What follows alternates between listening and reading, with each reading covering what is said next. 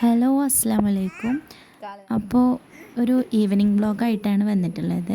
പ്രത്യേകിച്ചൊന്നുമില്ല, ഞങ്ങളുടെ ചെറിയ ചെറിയ കുഞ്ഞു കുഞ്ഞു രാവിലെ വിശേഷങ്ങൾ മോള് മാത്രമേ സ്കൂളിൽ ഉള്ളൂ. പോയി കഴിഞ്ഞാൽ പിന്നെ ഫുൾ ബിസിയാവും. മോളുറക്കലും മോൾക്ക് ഫുഡ് ഉണ്ടാക്കലും പിന്നെ ഉച്ചക്കത്തുള്ള റെഡിയാക്കലും അങ്ങനെ ഫുൾ ബിസിയാവും. അപ്പോൾ ഈ ടൈമൊക്കെ ആകുമ്പോഴാണ് ഒന്ന് ഫ്രീ ആവുക. പിന്നെ ഹെൽപ്പിനായിട്ട് മോനും ഉണ്ടല്ലോ, കുട്ടീനെ ചെറിയ രീതിയിലൊക്കെ നോക്കാൻ ഓനുണ്ടാകും. അപ്പോൾ ഇപ്പോൾ ഞാൻ ചായ ഉണ്ടാക്കാൻ പോകാൻ നിൽക്കുകയാണ്. അപ്പോൾ മോള് സമ്മതിക്കണില്ല. ഞാൻ എണീക്കുമ്പോഴത്തേനും ഓൾ കരയാണ്. പിന്നെ ഞാൻ അടുത്തുണ്ടായാൽ മതി, എടുത്ത് നിൽക്കണമെന്നൊന്നുമില്ല, പക്ഷേ അവൾ കളിക്കുമ്പോൾ എടുത്തുണ്ടായാൽ മതി. അപ്പോൾ ഞാൻ ഓളെ അതുകൊണ്ട് അടുത്താക്കിയിട്ട് ഞാൻ അടുക്കളയിലിട്ട് പോയി. പിന്നെ ഞാൻ നേരത്തെ തന്നെ ഉണ്ടാക്കി വെച്ചിരുന്ന രാഗിൻ്റെ വെള്ളം ഉണ്ടായിരുന്നു, അപ്പോൾ അത് ഉണ്ടാക്കാൻ വേണ്ടി നിൽക്കുകയാണ്. പിന്നെ രാഗി കുറുക്കല്ല കേട്ടോ, നമുക്ക് കുടിക്കാൻ പറ്റുന്ന രീതിയിൽ ചായക്ക് പകരമായിട്ട് അത്ര നല്ലതൊന്നും അല്ലല്ലോ ചായ എപ്പോഴും കുടിക്കുന്നത്. അപ്പോൾ നല്ലതായിക്കോട്ടെ എന്ന് വിചാരിച്ചിട്ടാണ് രാഗി ഉണ്ടാക്കുന്നത്. അപ്പോൾ ഞാൻ അതിലേക്ക് മധുരം ചേർത്തിട്ടില്ല, തേങ്ങാപ്പാലും അതേപോലെ ഈ പനങ്കൽക്കണ്ടാണ് ഞാൻ അത് ചെറിയൊരു മധുരത്തിന്. എനിക്ക് മധുരം അധികം ഇഷ്ടമല്ലെങ്കിലും മോനെ കുടിക്കണമെന്ന് ഞാൻ ഒരിത്തിരി മധുരം വേണ്ടത്. അപ്പോൾ ഏതായാലും അത് ഉണ്ടാക്കി നല്ലതല്ലാന്ന് വിചാരിച്ചിട്ടാണ് മോന് ബൂസ്റ്റ് ശർക്കര അല്ലെങ്കിൽ പനങ്കൽക്കണ്ടാണ് ഞാൻ അടുക്കളയിൽ നിന്ന് ഹാളിലോട്ട് ഈ ഒരു പരുവത്തിലാണ്. ഇല്ലെങ്കിൽ മോളിനെ കണ്ടു കഴിഞ്ഞാൽ പിന്നെ ഓളെടുത്തിട്ട് വേണ്ടി വരും ഗ്യാസിൻ്റെ അടുത്തേക്ക് വരാൻ. അപ്പോൾ ഞാൻ അതും കൂടെ ഉണ്ടാക്കിയിട്ട് പെട്ടെന്ന് ഓളെടുക്കലിൻ്റെ അടുത്ത് എത്തിയിട്ടുണ്ട്. ഓൾ ഇനിയും കാത്ത് നിൽക്കുന്നതാണ്. അപ്പോൾ കഴിഞ്ഞ് ബൂസ്റ്റ് ഉണ്ടാക്കി കൊടുത്തപ്പോൾ ഓനിക്കൊരു പരാതി, ബിസ്ക്കറ്റൊന്നുമില്ല എന്ന്.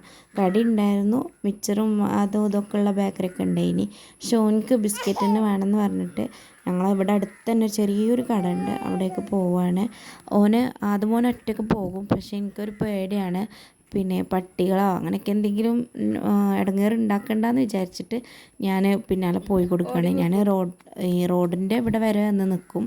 പിന്നെ ഇവിടെ നിന്ന് ഇങ്ങനെ നോക്കിയാൽ കാണുന്നത് തന്നെയാണ് കേട്ടോ കട. ആ വളവിൻ്റെ അവിടെ നിന്നാണ് കട ഉള്ളത്.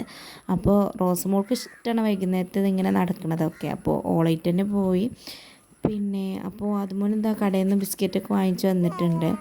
ഓന് ബാക്കി പൈസൻ്റെ കണക്കൊക്കെ പറയുകയാണ്, 20 രൂപ ആയി എന്നൊക്കെ പറഞ്ഞിട്ട്.